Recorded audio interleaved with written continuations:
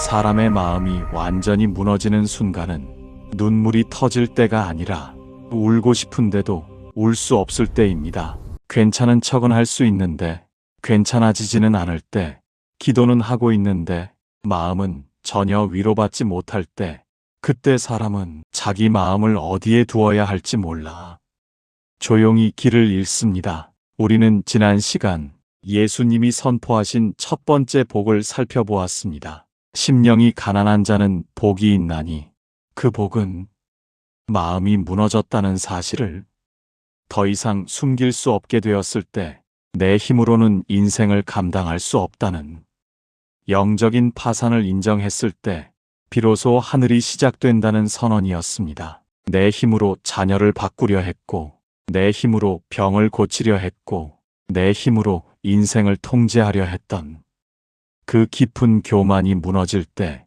주님 없이는 살 수 없습니다 라는 고백이 가슴 깊은 곳에서 터져나올 때, 그때가 바로 천국이 내 것이 되는 시작이었습니다. 그런데 놀랍게도 예수님은 그 다음 복을 기쁨이나 감사로 이어가지 않으셨습니다. 성공이나 회복으로 넘어가지 않으셨습니다. 예수님이 두 번째로 선언하신 복은 눈물이었습니다. 애통하는 자는 복이 있나니, 우리는 이 말씀 앞에서 잠시 멈칫하게 됩니다. 가난한 마음도 이해하기 어려웠는데 이제는 우는 사람이 복이라니, 우리는 너무 오래 울지 않는 법을 배워왔습니다. 어른이니까, 책임이 있으니까, 믿음이 있으니까 참아야 한다고 배워왔습니다. 그래서 마음은 이미 무너졌는데 눈물은 늘 뒤로 밀어두었습니다. 지금은 울 때가 아니라고, 지금은 버텨야 할 때라고, 나보다 더 힘든 사람도 많다고 스스로를 다그쳤습니다. 그러다 어느 순간 아무도 보지 않는 시간에 아주 사소한 장면 하나에 설명할 수 없는 눈물이 갑자기 쏟아질 때가 있습니다. 그 눈물 앞에서 우리는 또다시 자책합니다. 왜 이렇게 약해졌을까? 이 정도 일로 왜 마음이 무너지지? 믿음이 있다면 이러면 안 되는 거 아닌가? 하지만 예수님은 그 눈물을 향해 정반대의 말씀을 하십니다. 그 눈물은 틀리지 않았다. 그 눈물은 헛되지 않다. 그 눈물은 복의 통로다. 여기서 예수님이 말씀하신 애통은 세상 일이 안 풀려서 우는 신세 한탄의 눈물이 아닙니다. 억울해서 흘리는 분노의 눈물도 아닙니다. 이 애통은 내 속에 있는 지독한 죄성을 처음으로 마주했을 때 흘리는 눈물입니다. 나는 생각보다 훨씬 이기적인 사람이었구나. 나는 사랑한다고 말하면서도 늘 나 자신을 먼저 챙겼구나. 나는 믿는다고 하면서도 하나님보다 내 방식을 더 의지했구나. 이 깨달음 앞에서 사람은 말을 잃습니다. 변명도 사라지고 합리화도 무너지고 그저 침묵 속에서 눈물만 흐르게 됩니다. 예수님은 바로 그 눈물을 향해 복이 있다고 말씀하십니다. 왜냐하면 그 눈물은 아직 마음이 살아있다는 증거이기 때문입니다. 아직 양심이 죽지 않았고, 아직 회개할 수 있고, 아직 하나님께 돌아갈 수 있다는 신호이기 때문입니다. 성경 속 사람들은 이 눈물을 피해가지 않았습니다. 예레미야는 무너진 예루살렘 앞에서 울었고, 다윗은 자기 죄를 바라보며 밤새 통곡했고, 예수님조차 나사로의 무덤 앞에서 우셨습니다. 하나님은 눈물을 무시하지 않으시는 분입니다. 위로는 언제나 문제 해결 이전에 공감으로 먼저 찾아옵니다. 그래서 애통은 약함이 아니라 회복을 향한 첫 움직임입니다. 죄를 가볍게 넘기지 않고, 상처를 무감각하게 덮지 않고 하나님 앞에서 정직하게 무너질 수 있는 용기입니다. 이 영상은 당신의 눈물을 멈추게 하려는 영상이 아닙니다. 이제 그만 울라고 말하지 않습니다.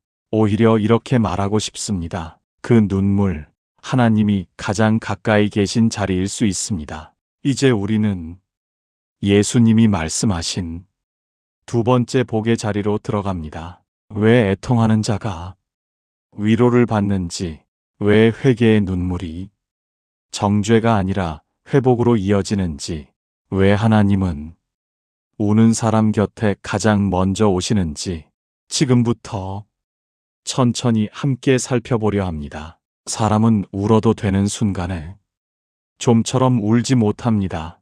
오히려 울지 않아도 되는 순간에 혼자 눈물을 삼킵니다. 어른이 되었다는 이유로, 책임이 있다는 이유로, 누군가의 중심을 지켜야 한다는 이유로 마음은 이미 무너졌는데 눈물만은 끝까지 미루어 둡니다. 울면 안 될 것 같아서가 아니라 울기 시작하면 내가 버텨온 모든 것이 한꺼번에 무너질 것 같아서입니다. 그래서 사람은 눈물 대신 침묵을 선택합니다. 기도 대신 체념을 선택하고 도움 요청 대신 스스로를 다잡는 쪽을 택합니다. 그러다 문득 아무도 보지 않는 시간에 아주 사소한 장면 하나에 이유를 설명할 수 없는 눈물이 불쑥 흘러나올 때가 있습니다. 그 순간 사람은 다시 자신을 책망합니다. 왜 이렇게 약해졌을까? 이 정도 일로 왜 마음이 무너질까? 믿음이 있다면 이러면 안 되는 거 아닌가? 이 자책은 눈물보다 더 깊이 마음을 찌릅니다. 왜냐하면 우리는 눈물을 흘리는 순간조차 신앙의 실패로 해석해왔기 때문입니다. 하지만 예수님은 이 장면을 다르게 보십니다. 애통하는 자는 복이 있나니 그들이 위로를 받을 것이며, 이 말씀은 울고 있는 사람을 달래기 위한 문장이 아닙니다. 눈물을 멈추게 하기 위한 감정 조절의 권면도 아닙니다. 이 말씀은 그 눈물이 헛되지 않다는 하늘의 선언입니다. 여기서 말하는 애통은 단순히 슬퍼하는 감정이 아닙니다. 기분이 가라앉은 상태도 아닙니다. 애통은 삶을 살아오며 더 이상 부정할 수 없게 된 진실 앞에서 마음이 무너지는 상태입니다. 첫 번째 복에서 심령이 가난해진 사람은 이미 한 번 무너진 사람입니다. 내 힘으로는 아무것도 할 수 없다는 사실을 정직하게 인정한 사람입니다. 그런데 그 고백이 진짜라면 그 다음에 찾아오는 것은 반드시 눈물입니다. 왜냐하면 심령이 가난해졌다는 것은 내 삶을 돌아보기 시작했다는 뜻이기 때문입니다. 내가 옳다고 믿어왔던 선택들, 내가 합리화해왔던 말들, 내가 괜찮다고 넘겨왔던 태도들, 그 모든 것을 하나님의 빛 앞에 조용히 내려놓기 시작할 때 사람은 자기 안에서 낯선 얼굴을 발견하게 됩니다. 내가 이렇게 이기적이었구나. 내가 이렇게 쉽게 판단했구나. 내가 이렇게 하나님보다 내 방식을 더 신뢰했구나. 이 깨달음 앞에서는 핑계가 나오지 않습니다. 환경을 탓할 말도 사라집니다. 그저 마음 깊은 곳에서 통증처럼 올라오는 감정이 있습니다. 그것이 바로 애통의 시작입니다. 그래서 애통은 상황이 힘들어서 흘리는 눈물이 아닙니다. 인생이 안 풀려서 터져나오는 신세 한탄도 아닙니다. 애통은 내 죄를 마주했을 때 흘리는 눈물입니다. 그리고 그 죄를 더 이상 변명할 수 없을 때 터져나오는 통곡입니다. 이 눈물은 사람을 작게 만들지 않습니다. 오히려 사람을 진실하게 만듭니다. 세상은 이 눈물을 약함이라고 부릅니다. 뒤처졌다고 말합니다. 감정 관리가 안 된다고 평가합니다. 그러나 예수님은 이 눈물을 향해 분명히 말씀하십니다. 복이 있다. 왜냐하면 애통할 수 있다는 것은 마음이 아직 죽지 않았다는 증거이기 때문입니다. 양심이 아직 살아있고 하나님의 기준에 마음이 반응하고 있다는 신호이기 때문입니다. 그래서 애통은 무너짐의 끝이 아니라 회복의 문턱입니다. 지금 이 눈물이 당신을 끝내는 것이 아니라 당신을 살리기 위한 하나님의 첫 번째 손길일 수 있다는 것. 예수님은 바로 그 사실을 이 복을 통해 우리에게 먼저 알려주십니다. 우리는 흔히 눈물을 하나로 묶어 생각합니다. 슬프면 우는 것, 힘들면 흐르는 것. 그래서 눈물은 상황의 결과쯤으로 취급됩니다. 하지만 예수님이 말씀하신 애통은 그런 감정 반응이 아닙니다. 애통은 상황이 아니라 나 자신을 향한 통곡입니다. 세상 일이 안 풀려서 우는 눈물과 내 안을 보며 우는 눈물은 전혀 다른 깊이를 가지고 있습니다. 신세가 서러워서 흘리는 눈물은 대개 시선을 밖으로 향하게 합니다. 사람을 원망하고 환경을 탓하고 운이 없었다고 말하게 합니다. 하지만 애통의 눈물은 시선을 안으로 돌립니다. 그리고 결국 하나님 앞에 서게 만듭니다. 주님, 제가 이렇게 살았습니다. 제가 이렇게 판단했고, 이렇게 말했고, 이렇게 외면했습니다. 이 고백 앞에서 사람은 더 이상 자신을 변호하지 못합니다. 그래서 애통은 자존심이 허락하지 않는 눈물입니다. 자기 합리화가 더 이상 작동하지 않는 자리입니다. 이 지점이 중요합니다. 왜냐하면 회복은 언제나 자기 변호가 멈추는 순간부터 시작되기 때문입니다. 첫 번째 복에서 심령이 가난해진 사람은 이미 한 가지를 내려놓았습니다. 내 힘으로 어떻게든 해보겠다는 교만한 의지를 내려놓았습니다. 그리고 두 번째 복에서 그 가난한 마음은 더 깊은 곳으로 내려갑니다. 내가 죄인이라는 사실, 내 안에 여전히 하나님보다 나를 먼저 세우는 성향이 있다는 것. 말로는 믿는다고 했지만 삶으로는 여전히 내 방식을 붙들고 있었다는 것. 이 깨달음은 사람을 불편하게 만듭니다. 그래서 대부분의 사람들은 이 지점에서 멈춥니다. 그 정도면 됐지. 다들 그렇게 사는 거 아니야. 굳이 여기까지 파고들 필요 있을까? 그러나 애통은 여기서 멈추지 않습니다. 왜냐하면 이 눈물은 성령의 빛 아래서 흘러나오는 눈물이기 때문입니다. 성령은 사람을 정죄하기 위해 진실을 보여주지 않으십니다. 회복시키기 위해 보게 하십니다. 그래서 애통의 눈물은 절망으로 끝나지 않습니다. 오히려 마음의 방향을 바꿉니다. 이렇게 살고 싶지 않습니다. 이 마음으로는 주님 앞에 설 수 없습니다. 주님, 저를 바꿔주십시오. 이 고백이 나오는 순간 사람의 마음은 이미 이전과 다른 자리에 서 있습니다. 애통은 자기 연민이 아닙니다. 나는 왜 이렇게 불쌍할까라는 자기 중심적 슬픔이 아닙니다.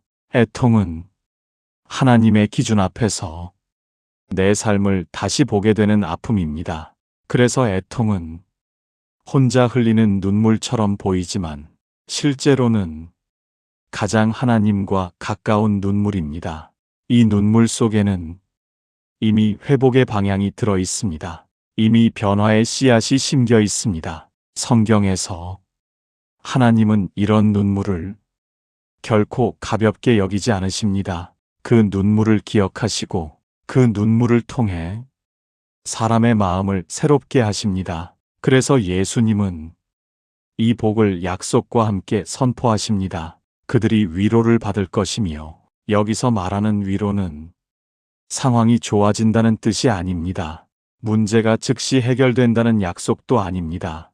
이 위로는 하나님과 다시 연결되었다는 깊은 안도감입니다. 너는 혼자가 아니다.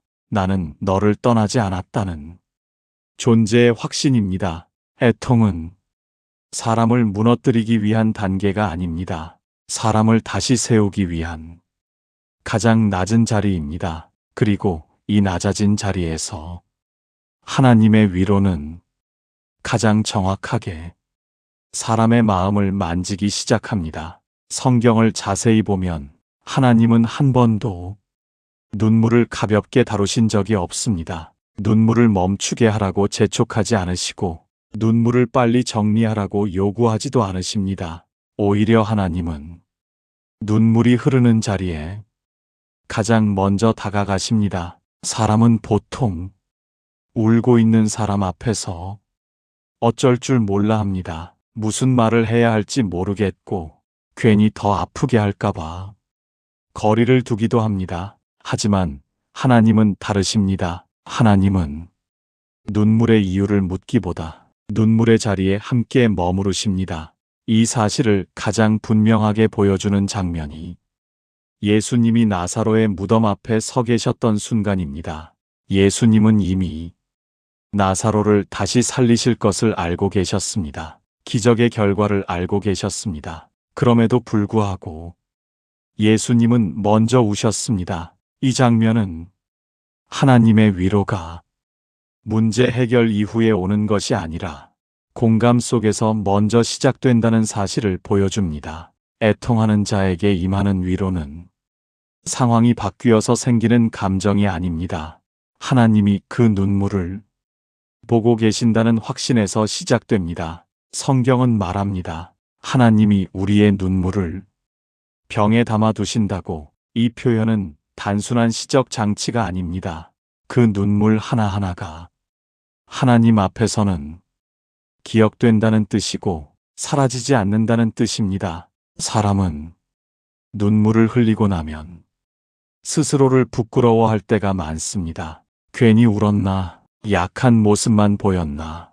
이제는 그만 울어야지. 하지만 하나님은 그 눈물을 연약함의 증거로 보지 않으십니다.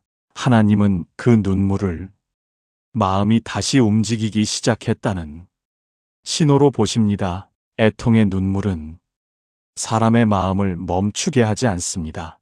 오히려 굳어있던 마음을 풀어놓습니다. 사람의 마음 구조를 보면 억눌린 감정은 사라지지 않습니다. 밖으로 나오지 못한 감정은 다른 형태로 남습니다. 분노로, 냉소로, 무기력으로, 몸의 통증으로 나타납니다. 그래서 눈물은 마음이 감당하지 못한 무게를 밖으로 흘려보내는 통로입니다. 애통은 그 통로가 하나님을 향해 열리는 순간입니다. 그래서 예수님은 애통하는 자가 복되다고 말씀하십니다. 그 이유는 단순합니다. 그 눈물이 하나님께로 향하고 있기 때문입니다. 이제 시선은 나 자신에게서 하나님께로 이동합니다. 환경에서 하나님의 마음으로 이동합니다. 이 이동이 일어나는 순간 사람은 비로소 위로를 받을 준비가 됩니다. 위로는 눈물을 없애는 힘이 아니라 눈물을 견딜 수 있게 하는 하나님의 동행입니다. 그래서 애통의 자리에 임하는 위로는 갑작스러운 기쁨이 아니라 깊은 평안으로 다가옵니다. 아직 문제가 남아있는데도 왜 마음이 조금 가벼워졌지? 아직 상황은 그대로인데 왜 혼자가 아니라는 느낌이 들지? 이 감각이 바로 하나님이 주시는 위로의 시작입니다. 애통은 사람을 주저앉히는 단계가 아닙니다. 사람을 다시 일으키기 위한 하나님의 방식입니다. 눈물이 흐른 자리에서 사람은 처음으로 하나님을 향해 온전히 열리게 됩니다. 그리고 하나님은 그 열린 마음을 결코 그냥 두지 않으십니다. 예수님이 약속하신 위로는 우리가 흔히 기대하는 방식과 다릅니다. 문제가 곧바로 해결되는 것도 아니고 상황이 갑자기 뒤집히는 것도 아닙니다. 그 위로는 이제 다 괜찮아질 거야라는 가벼운 말이 아닙니다. 예수님이 말씀하신 위로는 하나님이 이 눈물을 기억하고 계신다는 확신입니다. 아무도 보지 못했던 밤의 눈물, 말로 표현하지 못했던 기도의 신음, 하나님께조차 참아 올리지 못한 마음의 통곡까지 하나님은 지나치지 않으십니다. 그래서 애통하는 자가 복되다는 말은 지금 울고 있는 당신의 자리가 하나님과 가장 가까운 자리라는 뜻입니다. 우리는 자주 눈물이 멈춰야 회복이 시작된다고 생각합니다. 강해져야 다시 나아갈 수 있다고 믿습니다. 그러나 예수님은 정반대로 말씀하십니다. 눈물이 회복의 방해물이 아니라 회복의 문이라고 말씀하십니다. 애통은 사람을 무너뜨리는 감정이 아닙니다. 사람을 정직하게 만드는 감정입니다. 그리고 정직해진 마음은 하나님의 위로를 가장 정확하게 받아들입니다. 이 위로는 사람을 현실에서 도망치게 하지 않습니다. 오히려 현실을 다르게 살아낼 힘을 줍니다. 아직 아프지만 그래도 혼자는 아니다. 아직 끝나지 않았지만 하나님이 함께하고 계신다. 이 확신이 생기는 순간 사람은 다시 숨을 쉬기 시작합니다. 그리고 이 위로는 사람의 태도를 바꾸기 시작합니다. 상황이 달라져서가 아니라 마음의 중심이 달라졌기 때문입니다. 그래서 애통의 복은 여기서 멈추지 않습니다. 이 눈물을 통과한 사람은 이전과 다른 사람이 됩니다. 쉽게 판단하지 않게 되고, 쉽게 정죄하지 않게 되고, 쉽게 분노하지 않게 됩니다. 왜냐하면 자신이 얼마나 연약한 존재인지, 얼마나 하나님의 은혜가 필요한 존재인지를 몸으로 알게 되었기 때문입니다. 이 지점에서 자연스럽게 다음 복이 이어집니다. 눈물을 흘려본 사람은 세상을 다르게 대합니다. 사람을 다르게 대합니다. 그리고 고난을 다르게 마주합니다. 그래서 예수님은 세 번째 복에서 이렇게 말씀하십니다. 온유한 자는 복이 있나니. 온유는 성격이 순하다는 뜻이 아닙니다. 약해졌다는 의미도 아닙니다. 온유는 내 자아가 말씀 앞에서 길들여진 상태입니다. 야생마처럼 날뛰던 내 의지가 주님이 옳습니다라고 고개를 숙일 줄 아는 상태입니다. 이 온유는 애통을 통과한 사람에게서만 나옵니다. 울어보지 않은 사람은 쉽게 단단해지지만 울어본 사람은 조용히 깊어집니다. 그래서 애통은 신앙의 실패가 아니라 신앙의 깊이가 바뀌는 지점입니다. 만약 지금 당신이 눈물을 흘리고 있다면, 그 눈물이 부끄럽게 느껴진다면, 그 눈물 때문에 스스로를 믿음 없는 사람처럼 평가하고 있다면 오늘 이 한 문장만 마음에 남겨두셔도 충분합니다. 이 눈물은 하나님이 나를 버리셨다는 증거가 아니라 하나님이 나를 만지고 계신 증거다. 눈물을 멈추지 않아도 됩니다. 정리되지 않아도 괜찮습니다. 하나님은 눈물의 깊이만큼 위로를 준비하시는 분이기 때문입니다. 이제 당신은 혼자 울고 있는 사람이 아닙니다. 하나님이 함께 우시는 자리, 그리고 다시 일어설 힘을 조용히 공급받는 자리에 서 있습니다. 다음 복에서는 이 눈물을 품고 살아가는 사람의 새로운 태도를 함께 살펴보려 합니다. 세상에서는 약하다고 불리지만 하나님 나라에서는 땅을 기업으로 받는 강함, 온유한 자는 복이 있나니. 그 길로 다음 영상에서 함께 걸어가겠습니다.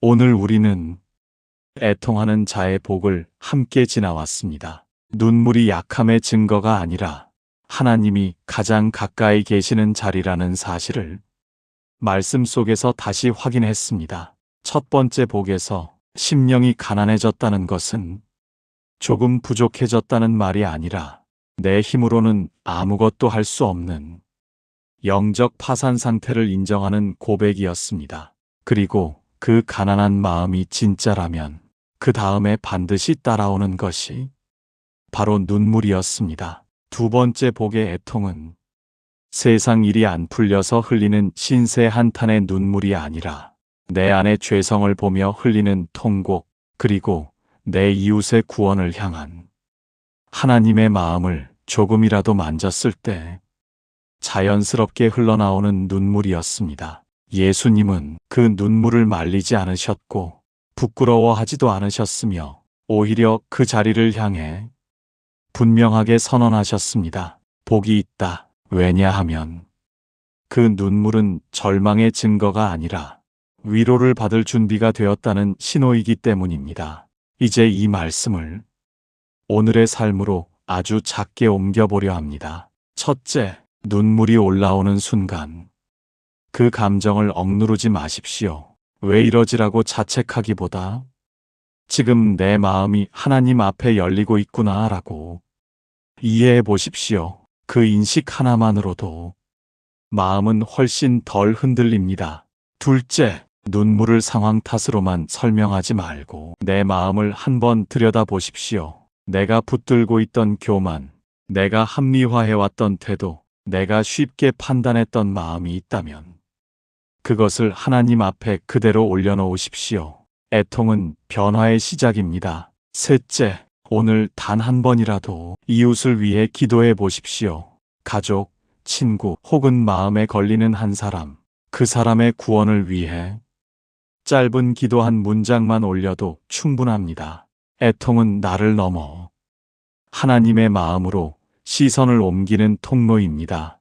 이제 마지막으로 이 말씀을 마음에 남기며 함께 기도하고 싶습니다. 기도합니다. 하나님, 오늘 애통의 말씀 앞에서 제 마음을 숨기지 않게 하셔서 감사합니다. 눈물을 약함으로 여기지 않고 주님이 만지고 계시는 자리로 받아들이게 하셔서 감사합니다. 내 죄를 보게 하실 때 정죄가 아니라 회개의 눈물을 주시고 이웃을 바라볼 때 판단이 아니라 중보의 마음을 허락해 주옵소서. 눈물이 흐르는 순간에도 제가 혼자가 아님을 기억하게 하시고 그 눈물 위에 주님의 위로가 분명히 임하고 있음을 믿게 하옵소서. 이 애통을 통해 제 마음을 더 부드럽게 하시고 다음 복의 자리인 온유함으로 저를 이끌어 주옵소서. 이 모든 말씀을 우리 주 예수님의 이름으로 기도드립니다.